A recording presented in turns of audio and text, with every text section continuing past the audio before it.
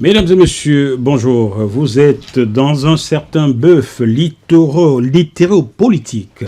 Nous sommes le 27 septembre 2025. Nous recevons dans cette émission Monsieur Léonard Makosso Akendengue, auteur du roman à succès Notre frère et ami Caméléon, publié en 2016 dans une maison d'édition que je préfère ne pas citer pour le moment. Vous saurez pourquoi dans quelques minutes. Cette émission va être tournée dans les locaux du SSAU, Association de sauvegarde des archives ufologiques, que nous remercions. Car sans eux, nous ne serions pas à Paris aujourd'hui. Vous avez compris, nous nous sommes délocalisés à Paris. Pour vous présenter cette émission, oui, vous me connaissez, mais vous ne connaissez peut-être pas très bien mon nouvel alter ego, Philippe, qui est à ma gauche. Bonjour Philippe. Bonjour Jackie. Ça va? Très bien. Très bien rasé. Merci beaucoup. Bon, j'ai commencé par toi, j'ai fait un torse à la règle, car M. Léonard Makosso Akendengue va tenir la dragée, une grande dragée dans cette émission. Ce programme vous est proposé par la Super Rap Kézanne. Bonjour M. l'ambassadeur. Bonjour. Comment allez-vous? Assez bien. Assez bien. Et puis le climat est bon pour l'instant. J'espère qu'il n'y aura pas trop de pluie comme il y a quelques semaines. Là. Non, il n'y aura pas de pluie. Comme il n'y a pas de danger à Angers. Oui, bien sûr. Le jeu de mots est terrible. Angers, danger. Parce que vous venez d'Angers pour nous voir à Paris. Bien sûr. Nous vous remercions pour cela, sincèrement. Merci. C'est moi qui vous remercie. Bon, la prochaine fois, ce sera au château d'Angers, au bord du fleuve, un château que j'adore. Je l'ai vu il y a un an, quand je vous avais rencontré, lorsque votre fils, je peux le dire, non? Je peux dire le nom du fils, n'est-ce pas? Oui. Votre fils, Yann Alexander, avait chanté à Angers le 1er mars 2024. J'y étais. C'est comme ça que je vous ai rencontré avec votre épouse, Madame Makosso Anne-Cécile. Comment va-t-elle? Elle va bien. Elle va bien, bon. Je vous salue, je vous embrasse très fort. Alors, Monsieur Makosso Akendengue, vous naquîtes à Port-Gentil, une ville où il y a beaucoup de gentils. Capitale du Gabon. C'était le 14 août, mais je ne dirais pas en quelle année, car vous êtes très jeune, donc il vaut mieux vous garder jeune, n'est-ce pas? 1954. Bon, 1954, c'est lui qui l'a dit. Vous êtes docteur de 3e cycle en littérature et civilisation française à l'université de Toulouse. C'était en Toulouse-Mirail, en 1983. Oui. Cette année-là, vous avez eu 2 grands diplômes, j'ai l'impression. Hein? Vous suivez mon regard. Vous suivez mon regard, n'est-ce pas? Parce que votre fils n'est pas loin de cette idée-là, je crois. Vous avez exercé au Gabon comme professeur de lettres des lycées et collèges entre 1981 et 1986. Exact. Oui. On a bien travaillé sur vous. Ensuite, vous êtes entré au ministère des Affaires étrangères et de la coopération en 1986. Bien sûr, oui. Vous n'étiez pas cumulard, rassurez-moi. Non. Vous avez terminé les lycées, vous êtes entré au ministère. Oui, voilà. Non au cumul. Vous avez occupé des fonctions de conseiller culturel, chef de division de l'EUA, l'ancêtre de l'Union africaine. D'accord. Organisation de l'unité africaine. C'était sous William et Tekimbouma, je crois. Non. C'était sur l'époque du Tanzanien. Ahmed Salim. D'accord. C'est plutôt que l'été qui était passé. Conseiller technique, premier conseiller du ministère. Non, conseiller. D'abord conseiller technique, ça viendra après. Premier conseiller du ministère de la Culture, toujours, hein? Oui. Il fallait que j'ai cette précision-là. Vous avez été élevé au grade supérieur de ministre plénipotentiaire. C'était en 1980. 2000, non. Les années 92. Les années 92, parce que je n'avais pas cette précision-là. Et vous avez pris votre retraite, une retraite active, en 2014. À Moscou. Bon, on va parler de Moscou. J'adore Moscou. C'est le froid de Moscou, hein? On va parler. Donc, vous êtes marié à Anne-Cécile Frébeau. Vous avez changé son nom en Makosso Akendengue. Ça lui convient très bien. On a l'habitude de le faire chez nous. On dit né Frébeau, on précise. Oui. Si on met le nom du mari, puis on précise. Donc, elle adore le Gabon. J'ai lu son magnifique livre sur sa vie au Gabon. Oui. Voilà. Vous avez donc publié ce beau roman, le premier, Notre frère et ami, le Caméléon, en 2016. Bien sûr. Waouh. Ce livre sera bientôt réédité par Popple Agency, qui est tenu par quelqu'un que je connais très bien. Un livre que vous pourrez retrouver chez les téléspectateurs sur toutes les plateformes de vente légales. Amazon, même si Jeff Bezos n'a rien payé sur ce plateau, on est obligé de le citer quand même. Donc vous pouvez le retrouver. Notre frère et ami le caméléon de M. Léonard Makosso Akindenge sur Amazon et sur toutes les bonnes librairies de France et de Navarre. Voilà. Vous avez travaillé à l'ambassade du Gabon à Ottawa. Il y a aussi Sao Tomé et Principe avant, je crois. Oui, avant d'aller à Moscou. Vous avez commencé à Sao Tomé et Principe. Le Canada, le Canada. ministère des Affaires étrangères. Là, sorti du ministère des Affaires étrangères pour Sao Tomé et Principe, pour ensuite Moscou, voilà. Moscou Russie, et Ottawa. Et Ottawa avant. Ottawa en 1986. Mais qu'est-ce que vous aviez fait pour être puni comme ça? On vous a envoyé dans le grand froid. On sort quelqu'un du show, on le balance dans le grand froid à Moscou et à Ottawa. Oui, c'est assez curieux parce que ça, je commence par le froid. Après, je termine par Moscou. Je commence par Ottawa. Et puis après, je finis par Non, sérieux, vous. Moscou. Bon, j'aime bien. Hein, On vous a puni ou pas? non. Parce que les moins 42 degrés à Ottawa, les moins 50 en Russie.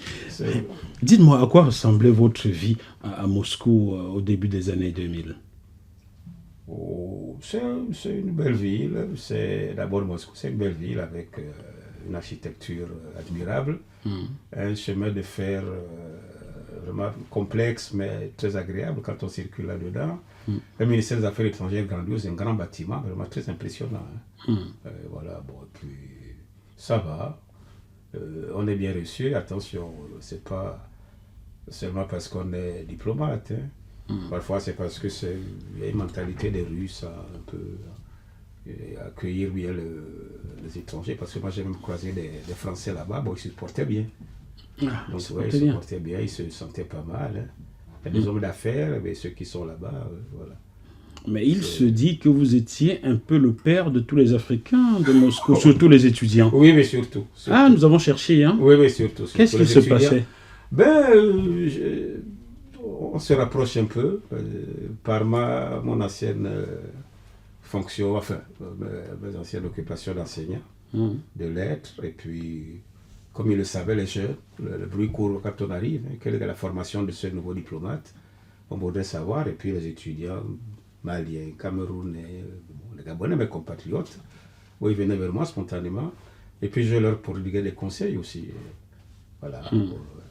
C'est ça, c'est vrai, c'est une ambiance formidable avec ces jeunes-là. Ils sont nombreux à Moscou, hein, les étudiants africains. Ils étaient d'abord dans l'ancienne université Lumumba, qui devient l'université de l'amitié des peuples. Non. Voilà. Est-ce que vous n'y avez pas croisé quelqu'un de la même tribu que vous, Marcel Robin Tchoréré à l'époque? Non, oui, quand j'arrive, je crois qu'il était rentré. Ah, d'accord. Bon, Marcel Robin Tchoréré, toujours à Libreville. C'est bien ça. Bon, Philippe, ça va? Mais très bien. Je vous écoute, je trouve ça très intéressant. Tu n'as jamais été à Moscou, toi? Jamais. Oh, tu devrais. Non. C'est vrai? Pourquoi? Bah, t'as entendu tout ce que M. Makosso Akindenge nous dit. C'est vrai. Ça donne envie, non? Ça donne envie, oui. Bon, j'irai à Moscou bientôt, moi aussi. Sous instigation de M. Makosso. Peut-être pas pour une chanson. Chers téléspectateurs, sachez que tout ce que nous avons sur la table là, a été gracieusement offert par l'association Le Sceau. Voilà, vous devriez venir visiter cette association. Il y a beaucoup de choses à y voir. Voilà, merci encore à vous. Monsieur Makosso Akindenge, je reviens à vous. Ce que nous avons le plus retenu, ce qui a le plus retenu notre attention, entre autres en lisant votre roman, Notre frère et ami le caméléon. Belle illustration. Je suis sûr que c'est Anne-Cécile Makosso Akindenge qui a fait cette illustration. Je m'avance un peu. Je rendais à César ce qui est à César. Je crois que la personne qui a... Elle est là dans la pièce, elle nous suit. C'est Yann Alexander qui a fait ça? Certainement, c'est lui, bien sûr. Il tient ça de sa maman. Donc, ce qui a retenu notre attention en lisant ce magnifique roman est le crash d'avion dans lequel la reine perd la vie. S'ensuit un procès un peu kafkaïen et surtout un certain mélange incestuel de la sphère politique et de la sphère privée. Je résume à ma manière. Hein. Donc, on soupçonne Jean de Dieu Caméléon par l'entremise de son neveu islamiste présent dans cet avion d'avoir commandité le crash de l'avion de la reine. Là encore, le procès tient lieu de réunions familiales. On va entendre ceci. « Oh, les salauds !» s'exclame Maître Gédéon. « Passe-moi ta grand-mère !» Ça, c'est en page 130. C'est Philippe qui a bien préparé cette émission. Il faut rendre à César ce qui est à César. Donc, pouvez-vous nous en dire plus sur ce roman? Comment le résumez-vous à votre manière? Bien. Tout commence par un voyage. On est dans le royaume, un royaume qui s'appelle le royaume Orembo. Ça, c'est un cadre imaginaire. Hein. Voilà. Dans ce royaume, il y a le roi, bien sûr, hein, le roi Azané II, qui a pris le pouvoir après le décès de son père, bien sûr. Comme ça se fait en C'est Afrique. une royauté, comme ça se passe.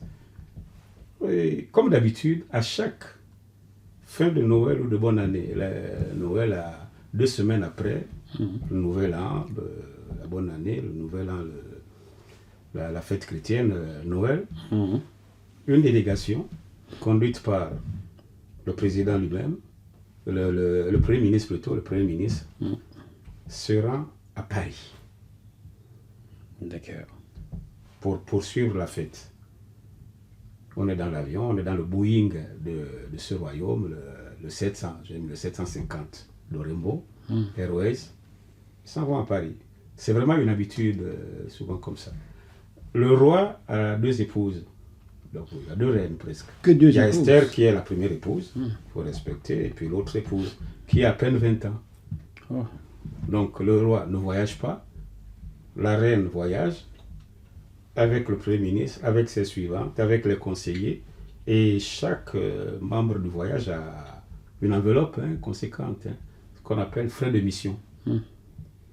Et la ministre des Affaires sociales a eu le temps d'aller dans les quartiers, de se rendre dans les quartiers des indigents, le quartier pauvre qu'on appelle chez nous les Matiti, vraiment presque des bicoques, des bidonvilles, recruter de façon hasardeuse des indigents pour qu'ils puissent bénéficier de ce voyage.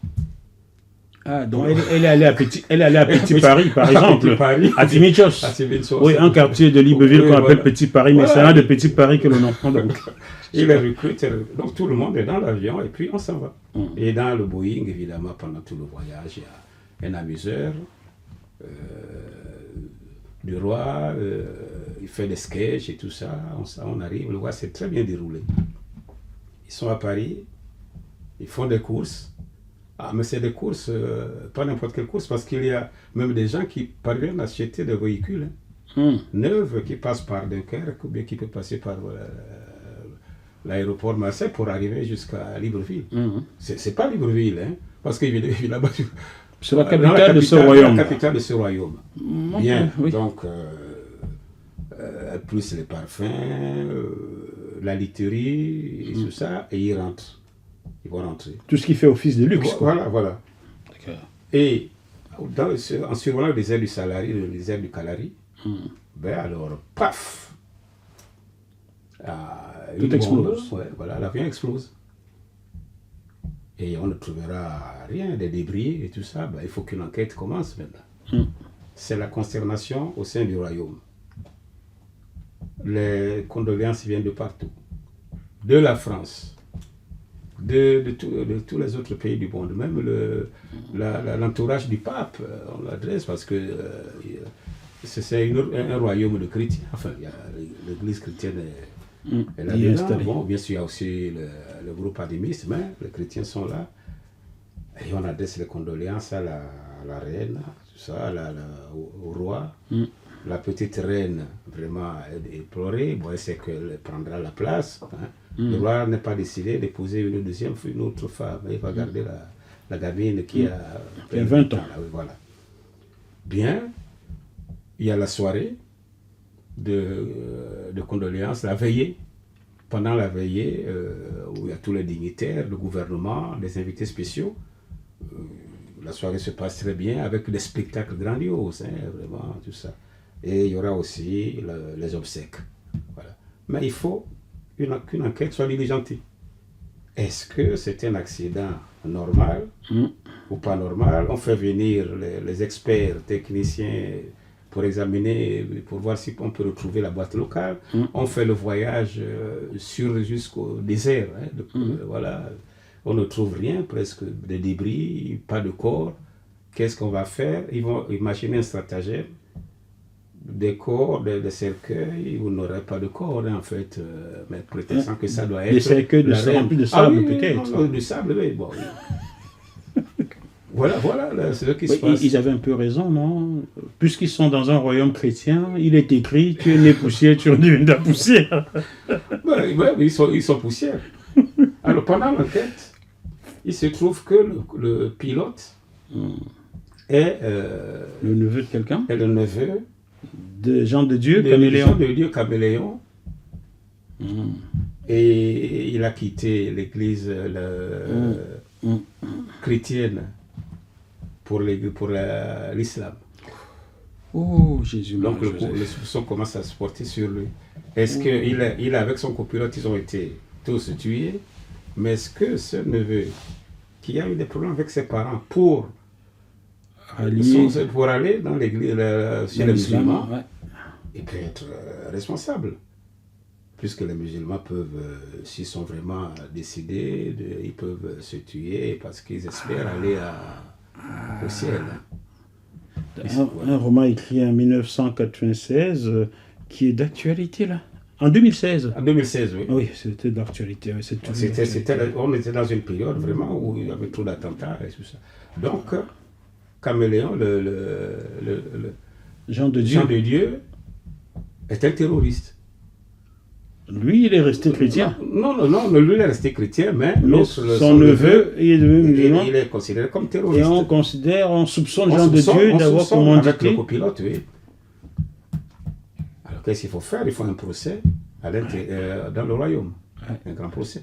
Il y a Maître Jephté, qui est son défenseur. Il assure la défense.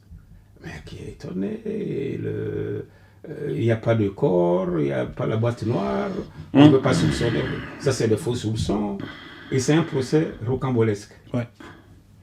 Parce qu'on n'a pas de preuves, on n'a pas de corps, mais on juge. On juge quelqu'un sous des soupçons. Et pire encore, l'oncle Gédéon, qu'est-ce qu'il avait fait? Il était quelqu'un que le roi appréciait.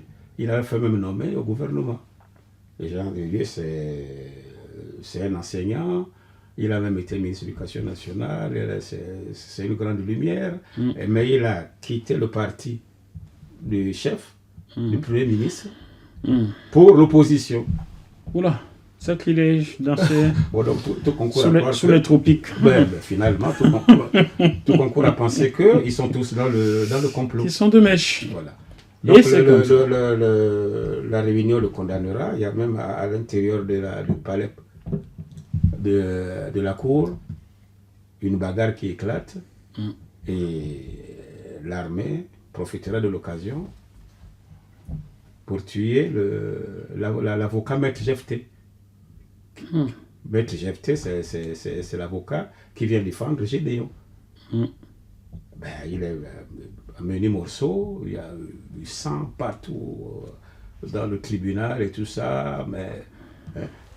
Ne nous dites pas tout, il faut que les gens découvrent toute cette histoire dans ce beau roman, Notre frère et ami le Caméléon, que vous pouvez retrouver dans toutes les librairies de France et de Navarre, les librairies sérieuses bien entendu. Vous pouvez aussi le retrouver sur la plateforme de Jeff Bezos, Amazon. Il est là-dessus. Bon, une précision, c'est que c'est à l'intérieur le roman se termine par la fuite de Maître Jephté.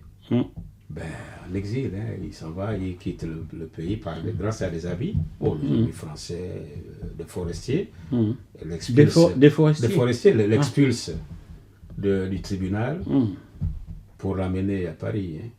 Mais de Paris, il est victime d'un attentat. Mais il ne mourra pas, par chance. Donc, il a eu plus de chance que Lucie Septembre. À Paris, vers les Champs-Élysées, dans un café, il était là, et des gens l'ont perçu, ils ont tenté de le tuer. Il n'est pas mort. Et le surlendemain, il est parti en Australie. Donc, il a eu plus de chance Voilà. que Dulcie September, que vous connaissez sans doute. Dulcie September, tu sais qui c'est, Philippe? Non. Elle était militante de l'ANC, le parti de Nelson Mandela, et elle était en exilation à Paris, elle se battait contre l'apartheid. Mais on l'a retrouvée chez elle un jour. Jusqu'aujourd'hui, on n'a toujours pas... non élucidé, Voilà. comme par hasard. Ouais. Et ça fait Elle est des tombée dans années. l'escalier. Ça fait des années, non élucidé. Il a eu plus de chance que Dulcie September. Dites-moi, est-ce que cette histoire, notre frère et ami le caméléon, est tirée d'une histoire réelle que vous avez rendue un peu romanesque? Bon, c'est le réel qui se mêle à la réalité, à l'imagination, au fantastique, comme le définissent le roman. On s'en doute. Une œuvre en prose qui est présente des personnages donnés comme réels, et puis un peu d'image. Il y a beaucoup plus d'imagination là.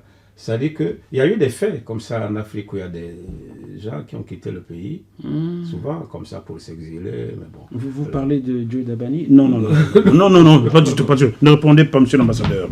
Ne répondez pas du tout. Je ne vais pas. Je retire cette question-là. Parce que je veux retourner à Libreville tranquille et manger mon niembo, et donc il ne faut pas chercher le problème. Dans plusieurs démocraties, et pas qu'exotiques, les hautes sphères politiques confondent très souvent vie politique et vie familiale. Chose que vous semblez exposer dans ce roman. Est-ce que nous avons vu juste? Vous pensez à l'épisode de Pierre Panthère, la famille royale. Vous avez vu juste. Oui. Là-dedans, il y a les cousins, les tontons, les frères du président du roi qui sont là tout autour. Bon, il faut punir, il faut trouver un responsable. Et le décès d'une reine comme ça n'est pas vraiment apprécié, c'est un bouleversement de tout. Bien sûr, il y aura un successeur, l'autre, mais pour l'instant, vraiment, cette mort a été connue dans toute l'Afrique, parce que on peut supposer le royaume de Rainbow, ça fait partie aussi de l'Afrique. Les autres royaumes n'ont pas été vraiment satisfaits d'avoir une telle tragédie. Philippe, il y a eu aussi le Rainbow, Rainbow Warrior quelque part ici, au temps de Mitterrand, non? Ce n'est pas que sous les tropiques que les avions explosent ou les bateaux coulent. Ah oui, le Rainbow Warrior. Ce n'est pas que sous les tropiques, hein? Bon, il faut bien nuancer la chose. Donc, le roman, ça ne s'adresse pas qu'aux Africains, mais il s'adresse également à tous ceux qui lisent la langue française, n'est-ce pas? Oui. On trouve des similitudes un peu partout. Un roman qu'on pourrait qualifier d'absurde. Est-ce que vous jouez sur cette absurdité-là, monsieur l'ambassadeur? L'absurde, comme disait Camus, c'est vraiment un monde qui ne s'arrête pas. Tout est absurde. D'abord, vous voyez le faux procès. C'est vraiment absurde. On n'a jamais vu un procès où il n'y a pas de meurtre, on soupçonne. Et on punit. C'est incroyable. Est-ce que l'avion a été vraiment pulvérisé par les terroristes? Est-ce que c'est un accident? D'ailleurs, on fait tout pour retrouver la boîte noire. La boîte noire n'existe plus parce que ça a été totalement pulvérisé. Impossible de trouver la boîte noire, mais il faut trouver, il faut justifier. On peut pas. C'est pas la première fois que la reine se déplace pour la France, pour d'autres pays européens, pour même des capitales africaines, parce que c'est dans les habitudes du roi de faire déplacer sa femme. Il a même été parfois lui-même. Il y a des chefs qui l'ont fait. Bon, il y a un peu la réalité là, parce que certains chefs d'État avec les premières dames l'ont fait. Parfois, la bonne année arrive, ils viennent. Il y a aussi les périodes de soldes. Ils viennent. Voilà, si vous savez. Mais vous savez, j'en connais un qui vit carrément en Suisse, à Genève. Il dirige son pays de là-bas. Donc, ouais, c'est une tradition, presque. C'est une tradition chez certains. Philippe? Oui. Tu es un peu effaré d'apprendre des choses comme ça, non? Pas du tout. Pas du tout. Rien ne m'étonne, moi, maintenant. Plus rien ne t'étonne, Plus quoi. rien ne m'étonne. Bon, prépare-toi, ton quart d'heure arrive, tu vas chauffer, monsieur l'ambassadeur. Une certaine satire, oui, chers téléspectateurs, on trouve dans ce beau roman, notre frère et ami le caméléon, une certaine satire sociale corrosive, on pourrait même dire. On a l'impression que d'une manière un peu politique, ce roman est une satire, non? A-t-on raison de penser ainsi? Bon, le lecteur voit vite la satire politique, mais en réalité, il faut aussi se reporter à tout ce côté fantastique. Fantastique, mystérieux, et tout ça, parce que le caméléon, c'est vraiment un animal. C'est pas le nom du peuple, c'est le caméléon. Il fait partie d'une tribu de caméléons qui est mal vu. Qui est mal vu parce que il avait apporté aux hommes un message qu'il avait transformé, un message que Dieu lui avait donné. Les hommes, à l'époque, ne mouraient pas. Ils avaient un temps, ils s'éloignaient du village. La mort, c'était l'éloignement du village. Ils mouraient, mais ils ne mouraient pas. Ils attendaient 2 semaines ou 3, ils ressuscitaient. Ils vivaient éternellement. Mais il ne faut pas continuer à vivre comme ça. C'est ainsi qu'un jour, les hommes envoyèrent le caméléon au ciel, voir le grand créateur pour lui demander, mais on ne peut pas vivre comme ça. Est-ce qu'on mourra, on finira par mourir définitivement? Dieu lui dit, bon, va avec le message pour dire aux hommes qu'ils ne mourraient pas. Vous continuerez, ils continueront de vivre comme ça pendant quelques semaines. Ils s'éloignent un peu du village, ils meurent et puis ils reviennent à la vie plus jeune, plus robuste. Le caméléon marche très lentement, comme on le connaît à son habitude. On le connaît, il marche très lentement, et il n'est pas arrivé. Alors les hommes se plaignent, mais depuis qu'il a été envoyé, nous apporter le message, qu'on croit que ce sera un message d'espoir, où est-ce qu'il est? Alors ils envoient un autre messager qui va plus vite que le caméléon. C'est le mouton. Voilà. Ils envoient un mouton, le mouton arrive avec le... Mais ce n'est pas le message d'immortalité qu'il apporte, c'est le message de mortalité. Voilà. Donc si nous mourons aujourd'hui, c'est parce que le caméléon a apporté un message d'immortalité aux hommes. Ce n'est pas dans les desseins de Dieu. Donc dans toute l'Afrique, il y a cette légende qui court. Il y a une autre légende selon laquelle il y a 2 femmes qui ne s'entendaient pas, 2 rivales, et puis l'autre rivale, quand elle a su, dans cette période où l'homme ne mourait pas, que sa coépouse, celle coépouse, est morte, même si elle doit revenir, mais elle est morte. Qu'est-ce qu'elle a fait? Les jours, si c'est 2 semaines, les jours où elle devait revenir à la vie, ressortir elle-même de la tombe, la coépouse est arrivée sur la tombe, il a piétiné la tombe, il a fait tout. C'est ainsi qu'à cause de ces 2 rivales, de la femme, de ces 2 femmes, les hommes meurent. Alors on trouve, il y a d'autres... On attribue aussi la mort à d'autres animaux. Par exemple, au cochon, au sanglier, par exemple. C'est-à-dire que le sanglier a l'habitude de marcher, mais en s'arrêtant tout le temps. Dans ma langue, on dit Ngoa. Votre langue qui est le mienné? Le mienné, oui. Et dit Ngoa, Zibi, Rambani, Olova, Ihumba, en train de s'arrêter, il broute. Cela me permet de... Dieu l'envoie, mais lui, il va avec le message, bien sûr, l'immortalité, mais à chaque fois, il s'arrête, et puis il continue sa route, il s'arrête. Et un autre messager est envoyé automatiquement. Parce que l'homme n'attend pas, ils sont pressés. Donc, ce mythe, ces légendes sont évoquées un peu rapidement là-dedans, ce qui fait un plus dans le roman. Donc, il faut voir aussi cet aspect-là. On va le voir, ne vous inquiétez pas. Bon, cela me permet de saluer quelqu'un dans votre langue. Ichango. Ichango. Ichango. Je vous ai pas serré la main depuis que vous êtes arrivé, Ichango. Ichango, bien. Voilà. Ichango. Il y a quelqu'un qui est derrière là-bas. C'est comme ça qu'on salue dans la langue, monsieur l'ambassadeur Makosso Akindenge, Ichango. Et comme je suis un peu né d'adoption de la famille Choréré, donc je salue dans la langue. Bon, vous aimez boire de l'eau? Bon, bien sûr. Votre verre est vide. Bon, s'il n'y a pas d'eau, on peut boire du vin ou boire un jus, non?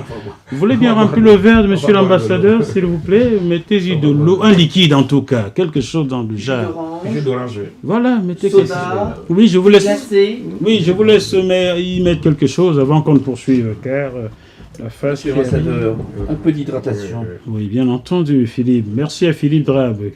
Voilà, c'est bien. Buvons un coup, c'est bien ça. À la santé. Philippe, Merci je beaucoup. me sens un peu sec là, il faut vous hydrater. Oui, c'est une bonne chose. Il parle beaucoup, Il m'en rajoute. il a soif. Merci beaucoup, Philippe. Chers téléspectateurs, vous êtes toujours dans un bœuf politico-littéraire sur JMTV+. Nous tournons cette émission au sein de l'association Le Sceau qui a pour but de sauvegarder toutes les archives ufologiques. Le Sceau que nous remercions une fois de plus. Mon invité est toujours Monsieur Léonard Makosso Akendengue, qui a beaucoup travaillé. Il adore les fables et je vais peut-être trouver chez lui quelque chose de similaire avec La Fontaine. Voilà pourquoi il a fallu qu'on lui serve encore quelque chose à boire. Monsieur de La Fontaine aimait bien animaliser de ces personnages. Vous avez cela. Mais nous aussi, en Afrique, Vous on a tout un amalgame de contes. Ah, des livres d'accord. de contes, oui. Page 139, vous écrivez ceci. Ce sont les lions, taureaux, phacochères, panthères du Gabon, léopards, éléphants, crocodiles, caïmans, pythons, boas, tortues, gorilles, chimpanzés, buffles, lamantins, vipères, mamba noir, mamba jaune, couleuvre, hyène, chacal, renard, charognard, épervier, aigle, touraco bleu, touraco géant, bouc, serpent, scorpion, pélican et l'homme, ce prétentieux qui a l'habitude de dire « Après l'homme, vous ne trouverez plus un animal aussi intelligent. » Waouh, j'ai beaucoup aimé ce passage, et toi aussi Philippe d'ailleurs, toi qui as travaillé à peu près toute cette émission. À la fin de cette belle lecture, j'ai envie de vous demander, est-ce que vous croyez en l'homme, monsieur Makosso Akendengue? Bien sûr, bon, je crois à ses capacités d'intelligence et tout ça, mais je ne crois pas qu'après lui, il y a des animaux, parce que l'homme, c'est un animal plus intelligent que lui. Bon, c'est une formule, c'est un constat des anciens pour dire à l'homme de ne pas trop se vanter aussi, voilà. Ce sont les vieux du village qui ont trouvé cette formule-là. C'est comme on dit aussi qu'après l'éléphant, vous ne verrez pas un animal plus fort, plus sage que lui. Bon, voilà. Il y a une plus grande mémoire, quoi. Oui, plus grande mémoire que lui. Bon. Moi. Mais surtout, ce qui est là, c'est que c'est adressé aux hommes, la prétention de l'homme à se penser le plus intelligent. Mais il y a un aspect que je voulais aborder là qui concerne la haine qu'on voit à ce caméléon, qui est un animal qu'on aime bien, qui est un modèle. Il est prudent d'abord. Sa démarche est très prudente. Il fait de prudence, il regarde de tous les côtés pour s'il y a un obstacle avant de poser le pied. Il s'adresse aux autres en changeant de couleur, en prenant la couleur de leurs vêtements. Voilà, il s'adapte, quoi. Il s'adapte, ça veut dire que c'est... On dirait en Europe qu'il s'intègre. Oui, il s'intègre, il s'adapte. Et c'est une façon de dire à l'autre que je suis ton frère. Ouais, je suis comme toi. C'est une caméléon, une femme, on dit je suis ta sœur. C'est-à-dire qu'il tend la main. Il a cette qualité, et puis d'intelligence aussi. Il est un peu dans ce royaume mal vu. Non seulement parce qu'il a l'origine de la mort, alors qu'il n'est pas l'original. Parce que la légende dit qu'il y a aussi le mouton qui n'est pas arrivé à temps, il y a tout ça. Bon, c'est pas que le caméléon. La chèvre. Ou la chèvre. Est broutée. Voilà. Et puis bon, il est le symbole, il est le dieu d'une société secrète, puissante. On l'accuse de tout, le pauvre. Voilà, on l'accuse de tout. Il est dans cette société secrète puissante, où le caméléon est le grand maître. La légende dit que ce caméléon est le masque. Dans cette tribu du caméléon, le masque, c'est aussi le caméléon. Le masque que nous voyons là, les masques, voilà. Mais dans ce pays, dans ce royaume, le masque qu'on appelle, je l'indique là-dedans, au Koukoué, ou qu'on appelle encore Yassi. Yassi, c'est ce caméléon-là. Ok. Et le masque représente Yassi. Le masque qui vient pendant les veillées, égayer les gens, le masque qui intervient quand il y a une fête, voilà, des réjouissances, le retrait de deuil, ça, c'est le caméléon. D'accord. Le masque qu'on trouve aussi dans les initiations. Voilà. Quand on a mangé l'iboga. Chez ces ethnies, ce groupement d'ethnies, où il y a les Mienais sont avec les Mpongwe, les Gallois et tout ça. Bon, ce qu'on appelle Yassi, c'est lui. Bon, bien sûr, on dit aussi qu'il vit dans les zones marécageuses, ou bien dans l'eau, on va le chercher, dans les mares, tout ça, dans les océans. Mais on reconnaît aussi qu'il est vraiment le masque qui est très dangereux, parce que quand il y a un problème dans le village, le masque parfois sort à n'importe quel moment. Pour dire le village, ça ne va pas. Là, il y a trop de mauvaises choses qui se passent. Ça, c'est le caméléon. Donc ces aspects-là sont dits, mais de façon rapide. Bon, ouais. En face de vous, il y a Philippe Aregno, qui est français et un peu espagnol, donc totalement d'ici. Il s'est dit, mais c'est quoi cette histoire? On va y arriver bientôt, Philippe, t'inquiète pas. Tu as ton heure. Bon, je vais encore rester sur ce caméléon, Jean de Dieu. Il me plaît beaucoup. Vous parlez des caméléons comme d'un profil psychologique humain, comme ceux qui parlent des zèbres. Les caméléons, c'est écrit, je vous cite. Les caméléons sont très souvent préoccupés par des questions identitaires. Ils ne s'acceptent pas tels que le Créateur les a fait. Page 103 de ce magnifique roman. Question. Est-ce un autoportrait? Jean de Dieu caméléon ne serait-il pas un peu Monsieur Makosso Akindenge? C'était inévitable, parce que quand on écrit comme ça, quand on essaie de fouiller, on essaie de faire une relation entre celui qui écrit et puis le contenu de l'histoire racontée. Bon, pourquoi pas? Non, c'est pas... Non, comme je dis, c'est inévitable. C'est un idéal d'être capable d'aller vers l'autre. L'autre, voilà. Comme disait Saint-Exupéry, que nous sommes ensemble. Quand je viens vers toi, c'est que nous sommes, nous sommes des frères. Saint-Exupéry magnifiait beaucoup la fraternité, c'est connu. Quand tu diffères de moi, c'est que nous nous ressemblons, on va la formuler un peu comme ça. Si tu diffères de moi, c'est que nous allons, qu'on aille dans le même sens, tout ça, comme aimer, c'est d'aller tous dans le même sens. Si tu diffères de moi, mais tu es moi aussi. Voilà. Alors là, Philippe, ne sois pas surpris si M. Makosso Akindenge devenait blanc en face de toi, car tu vois, il va devoir te ressembler. C'est un peu lui le caméléon, donc ne sois pas effrayé. Donc, Philippe, quelle est ta vision du caméléon? À toi maintenant de cuisiner, monsieur l'ambassadeur. Bon non, je ne le cuisine pas, c'est en dialogue. Non, j'attendais, je comptais les jours avant cette rencontre, parce que la lecture de votre livre m'a mis dans un état, j'étais surexcité, parce que j'ai trouvé des thématiques qui m'intéressent beaucoup, et il y a tellement de degrés de lecture différents que en fait on peut le relire, on peut le lire, le relire, parce que c'est un jeu. Ce livre-là est un jeu. On a bien vu, parce que là, Jackie vous a dit, non, ne nous racontez pas tout, vous avez raconté toute l'intrigue. Mais en fait, le secret, il n'est pas dans l'intrigue, il est dans les différentes entrées et les clés de lecture qu'on peut apporter à ce livre. Et du coup, mais quand moi j'en ai trouvé trois. ce sont des hypothèses. Je vais vous les exposer et puis je vous laisserai après commenter ce que vous en pensez. Mais en tout cas, moi, je me suis amusé. Je me suis amusé parce que derrière l'absurde, il y a toujours de la signifiance.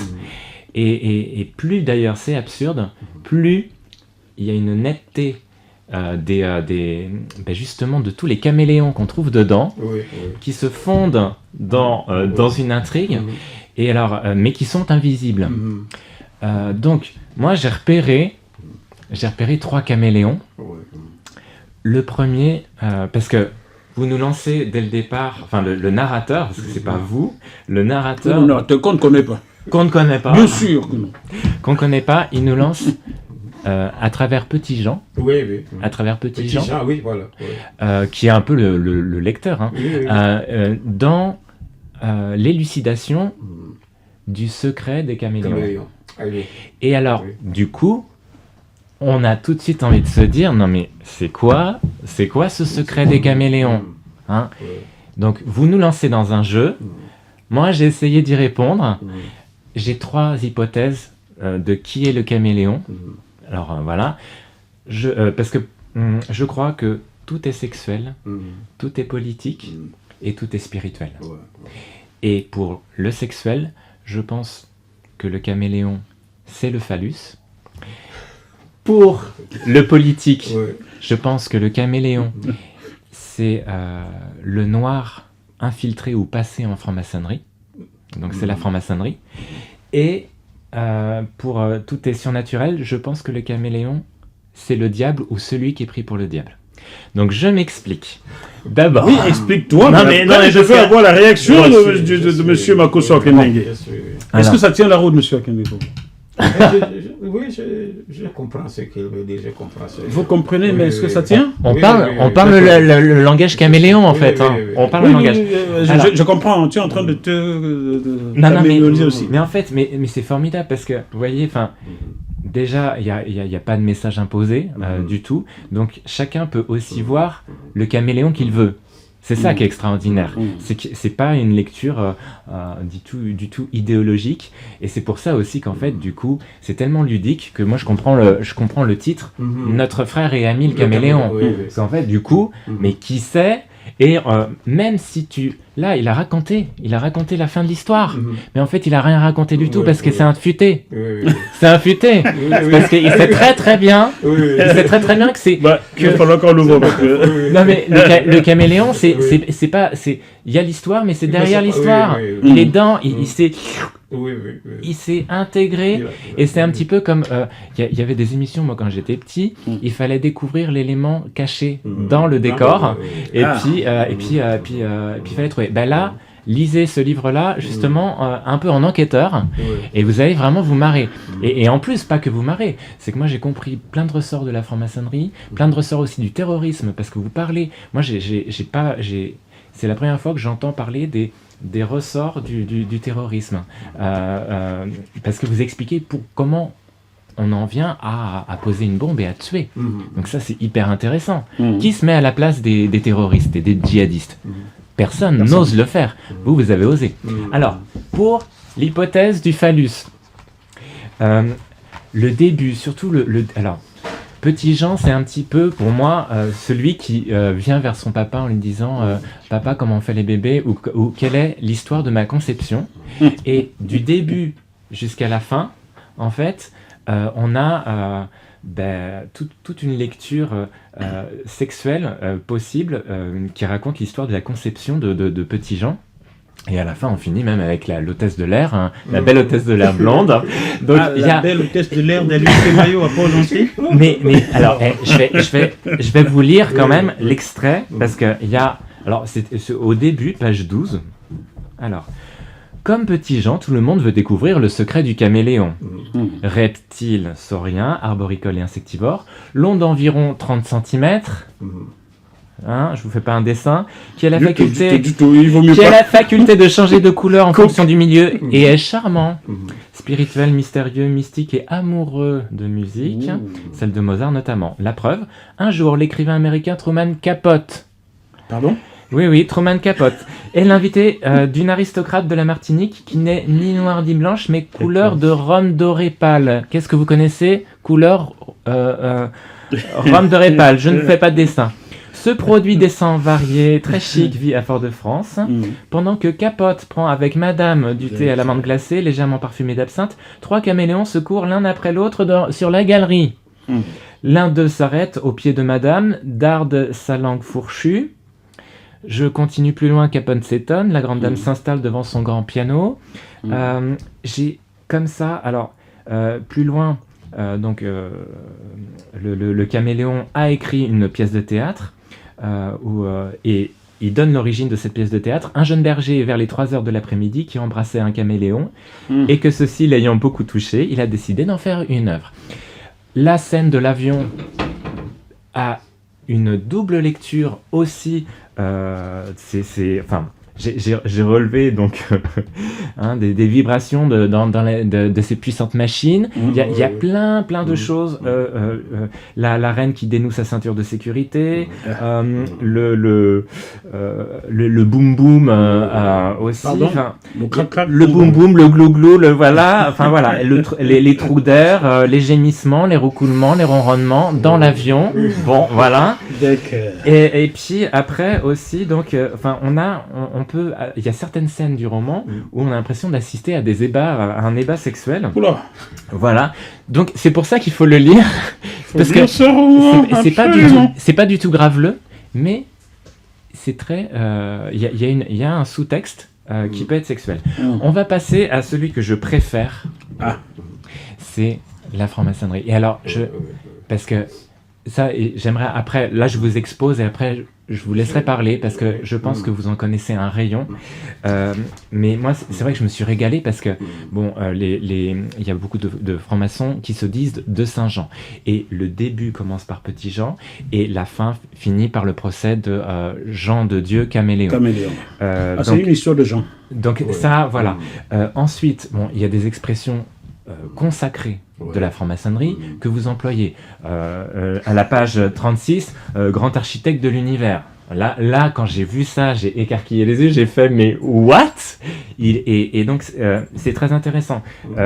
Truman Capote qui est amoureux de Mozart, qui est Mozart, la flûte enchantée, c'est une œuvre, un standard maçonnique. Il y a référence à la langue des oiseaux. Il y a aussi donc des personnages qui sont clairement francs-maçons. Par exemple, je pense à Madame le procureur Guêpe maçonne.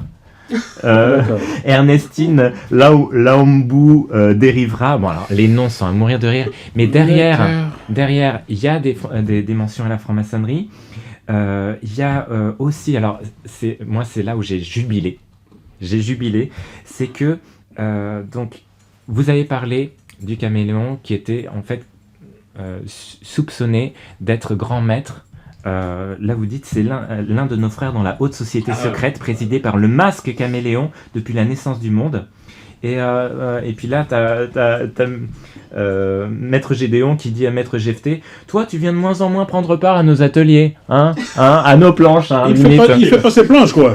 Il fait pas ses planches. Il fait pas ses planches. Et alors donc la scène que j'ai aimé et je vais vous lire l'extrait, c'est que la franc-maçonnerie mondiale, plus opérative mais spéculative, est née en Écosse.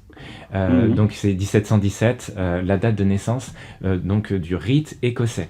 Et alors le caméléon que vous racisez de temps en temps, peut être interprété comme ce noir qui est passé à la franc-maçonnerie et qui, mais en même temps il y a une dénonciation parce qu'il y a aucune défense de la franc-maçonnerie, mais c'est une illustration de l'infiltration soit de la franc-maçonnerie en Afrique, soit des Africains en Occident qui se sont qui sont passés du côté franc-mac. Alors, je vais vous lire l'extrait parce qu'il faut que vous compreniez. Oui. Alors, c'est page 144. Et c'est là que j'ai jubilé. Je me suis dit, mais ce livre est génial. On le mit sur un tapis vert, il devint vert. On le mit sur un tapis rouge, il devint rouge. On le mit sur un tapis blanc, il devint blanc. On le mit sur un tapis jaune et il devint jaune. On le plaça sur un tapis écossais et le pauvre caméléon éclata. Quelle légende! Quelle légende! Et là, je me suis dit, mais Léonard Makosso, c'est un petit filou. Parce que...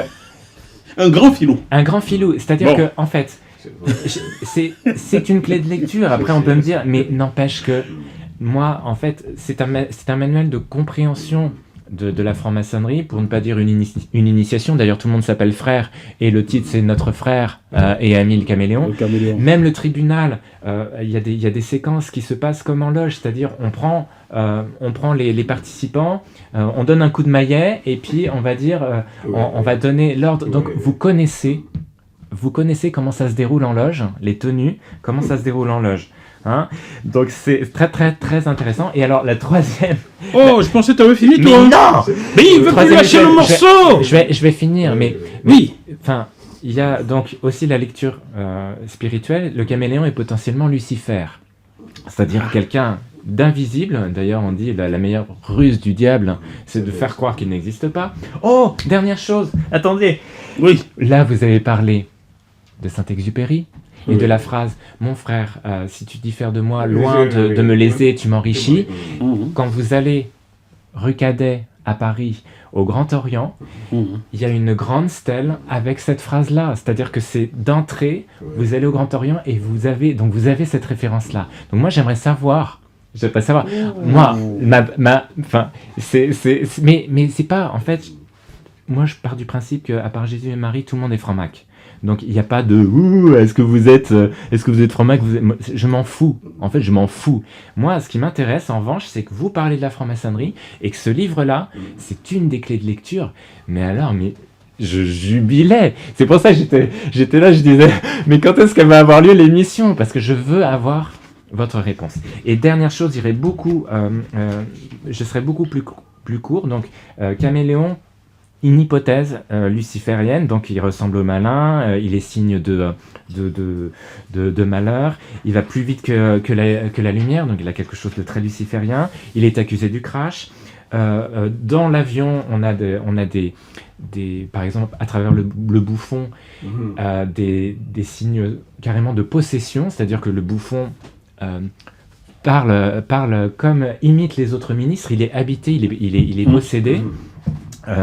Il jure énormément, oh Seigneur, oh mon Dieu, d'où Jésus, Oh, Agnès oh Bière. Dieu soit loué, il manque plus que Jésus, Marie, Joseph.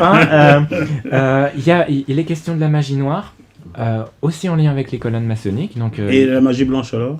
la magie blanche, Ça non. n'existe pas. Hein, d'accord. Du trafic humain, donc en fait vous en connaissez aussi un rayon sur ce qui se passe en loge et dans des rassemblements potentiellement sataniques.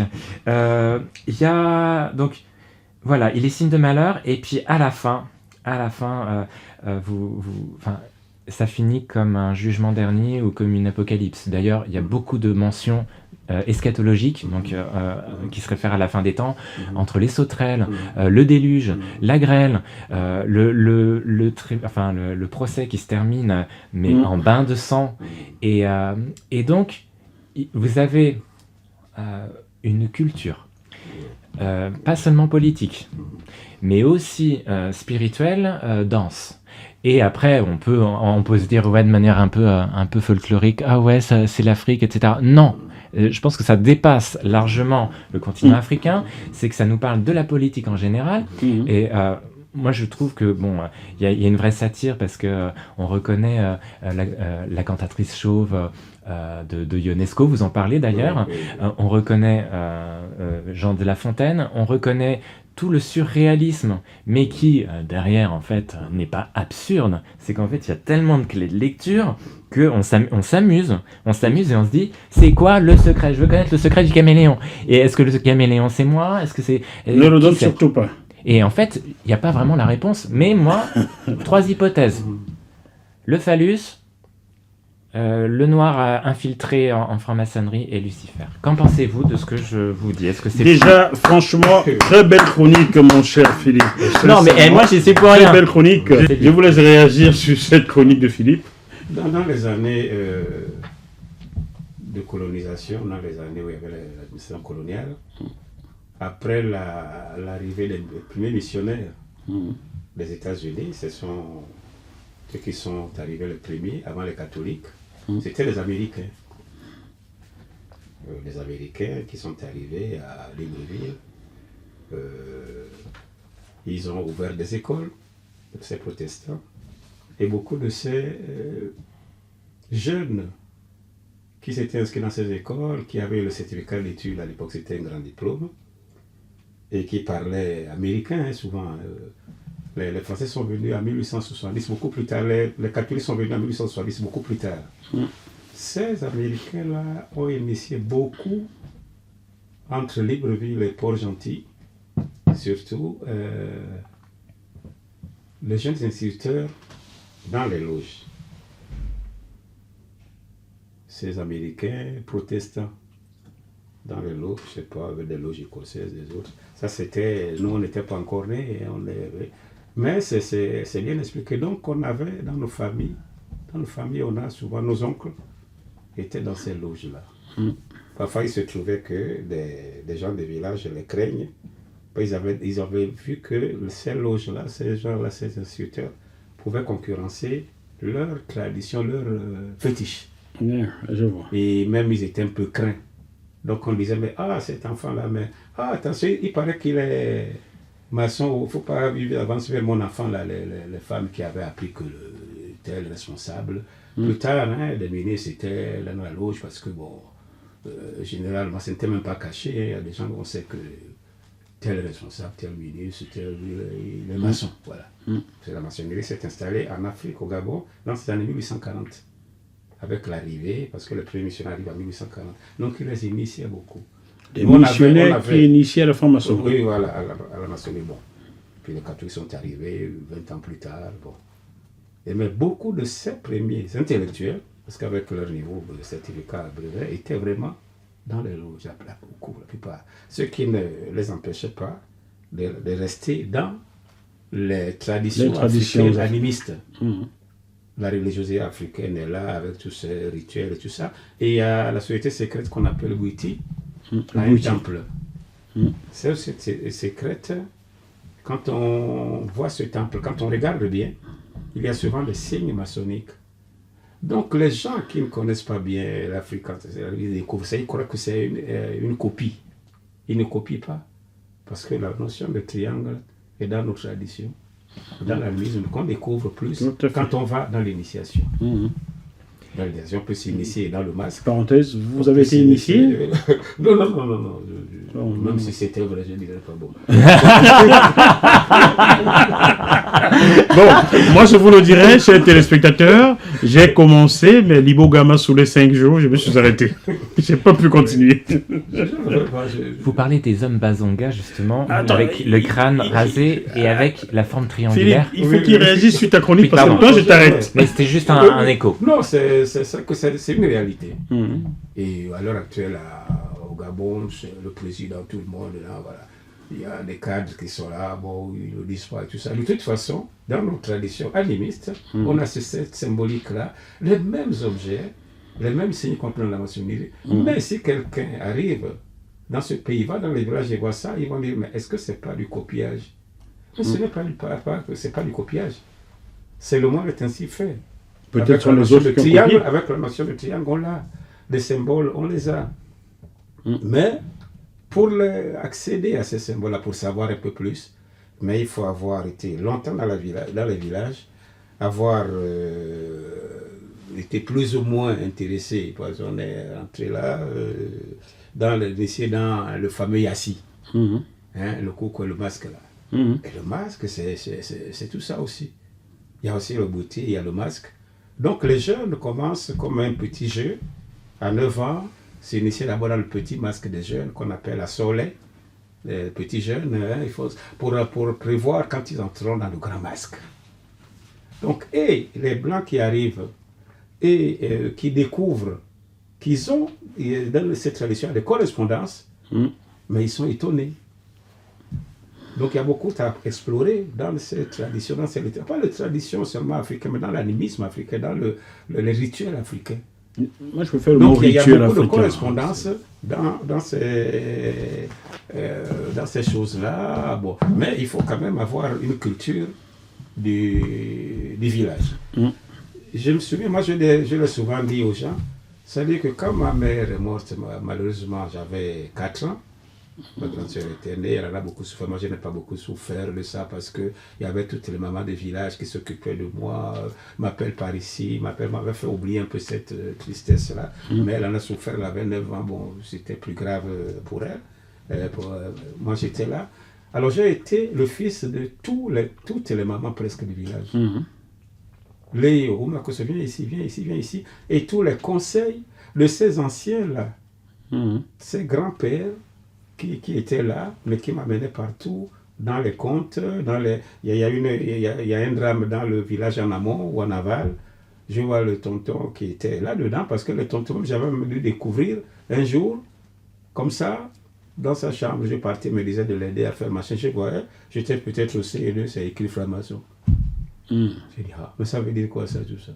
Donc je comprenais. Mais au-delà de ça, c'est vrai que cette information donnée, c'est vrai que nous avons dans nos initiations, dans ce qu'on appelle le masque, le yassi, des symboles, et aussi dans le buiti. Les symboles qui maintenant, savoir si la personne qui sait ça est initiée, c'est la personne qu'elle le dise oui ou non, ça c'est pas son problème. Ça ne se dit pas. D'ailleurs, vous avez bien remarqué dans le livre que l'autre dit à l'autre, au tribunal, comme elle dit, on ne te voit plus dans nos réunions. Or, il y a ces réunions des frères dans le yassi, le caméléon, qui est un esprit qui apparaît, il y a des réunions. Et les ententes, il faut assister, Il y a aussi des gens qu'on voit comme ça, et puis ils serrent la main, il dit, bon, il y a des gens qui disent, ça a étonné d'ailleurs, même mon épouse et d'autres personnes. Mais non, c'est un frère, votre mari c'est un frère, ouais, bon, c'est un frère. Moi je ne suis pas frère avec eux là, mais ils me disent, tu n'es pas avec moi, c'est que tu es un frère. Ils savent ça par rapport à quoi? La culture. Parce que je faisais des émissions à la télévision gabonaise sur la culture, les relations entre quand j'enseignais, les relations entre le roman, la littérature, l'ethnologie et tout ça. Je faisais souvent des émissions comme ça. J'ai vu à la sortie, les gens disent, oh, non, tu prends quelque chose, je sais que tu es un frère. Moi, je me disais que ce monsieur-là, c'est un grand maçon. Ça m'a souvent même agacé. Pourquoi je ne suis pas tout le temps, voilà. Je dis non, même si on sait que tu es même si tu n'as pas de tablier, tu es un frère. Ça, on me l'a souvent sorti, hein. Tu n'as pas de tablier, tu es un frère. Le monde est partout le même. Ce monde est partout le même. Ces rituels, ces choses-là ont existé. La colonisation, tout ça n'a rien à voir. Maintenant, si les colons disent que non, l'Afrique c'est tabula rasa, il n'y a rien dedans, tout ça, non. Le monde, l'homme est partout pareil. Il s'est toujours intéressé sur sa mystérieuse arrivée sur Terre ici. Comment il a fait pour arriver ici? Donc il a créé quelque chose pour expliquer le monde. Mais il se trouve que cette explication du monde se recoupe souvent. Se recoupe souvent. Il faut expliquer le monde tel qu'il est ou le monde tel qu'il pourrait être. Ne nous dites pas c'est un peu une réponse à cela, parce que vous avez... Moi, je me suis dit, vous êtes malin, parce que moi, je ne crois pas que beaucoup de lecteurs pourraient voir ça. Je l'ai écrit exprès. Lui, c'est un initié. D'ailleurs, les éditeurs, même n'aiment pas trop voir ça. Les éditeurs étaient réticents. Pourquoi? Parce qu'ils ont l'habitude de voir, de lire le livre de l'émigré, c'est-à-dire qu'ils viennent avec le pirogue, la réalité brute, dans les maisons d'édition. Ils ont trouvé quelque chose comme ça, ils ont dit, mais c'est pas long. Hein, ils ont trouvé, ils étaient un peu perdus au début. Parce que c'est pas ça, c'est pas les romans qu'on lit en Afrique à l'heure actuelle.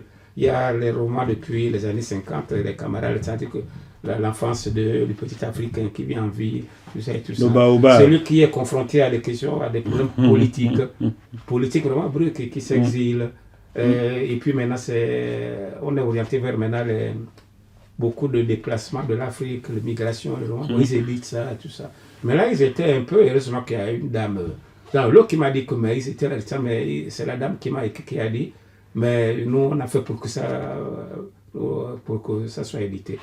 Même au moment donné, même Aurélie a dû, non pas intervenir, mais Aurélie a dû dire, mais parce que quand c'était envoyé, ils ont envoyé ça après 3 jours, tout ça, Aurélie a dit, ma femme, vous avez, mais pourquoi ils ont fait ça? Après, ils ont repris. Après, Adam a écrit. C'est ça, donc c'est étonnant. On n'a pas souvent... Mais c'est fait avec des petites choses que vous avez vues. J'ai cru bien les cacher, que beaucoup de gens ne les verraient pas. Hein? Ils ont vu un peu l'aspect peut-être politique qui n'est pas tout développé. Mais cette clé que j'ai donnée là, et c'est vrai, c'est-à-dire, j'ai raconté même comment il descend dans la ville le masque pour frapper les gens, que ça ne va pas, les réunions qui sont, voilà, l'autre n'existe pas. Là, il est mal vu, parce que le caméléon est mal vu aussi, mais parce qu'il n'est pas vraiment trop impliqué dans la politique aussi. Bien, monsieur l'ambassadeur, je vous propose qu'on laisse le lecteur découvrir ce roman et se l'approprier et se faire sa propre analyse, comme celle excellente faite par mon chroniqueur Philippe Arignot, que j'applaudis encore. Non, mais c'est lui. Chose.